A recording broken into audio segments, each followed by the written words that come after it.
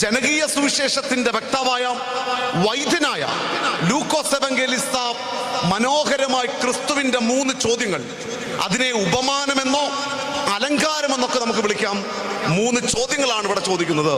ചോദ്യത്തിന്റെ ഉത്തരമുണ്ടോ? ഉത്തരമുണ്ടോ? എൻ്റെ അമ്മച്ചി ഒന്ന് നോക്കിക്കേ, ഉത്തരമുണ്ടോ അവിടെ വല്ലോ? ഇല്ല. ഉണ്ടോടാ? ഇല്ല. ചോദ്യത്തിന്റെ ഉത്തരവും അവിടെ ഇല്ല, ചോദ്യത്തിന്റെ അർത്ഥവും അവിടെ ഇല്ല. പ്രിയമുള്ളവരെ, എല്ലാ ചോദ്യങ്ങൾക്കും അവൻ ഉത്തരമുണ്ട്, എല്ലാ ചോദ്യങ്ങൾക്കും അവൻ അർത്ഥതലങ്ങൾ അറിയാമെങ്കിലും പല രീതിയിലാണ് ക്രിസ്തുവിന്റെ പല പ്രതികരണങ്ങളും സുവിശേഷം നോക്കിയാൽ അറിയാമല്ലോ.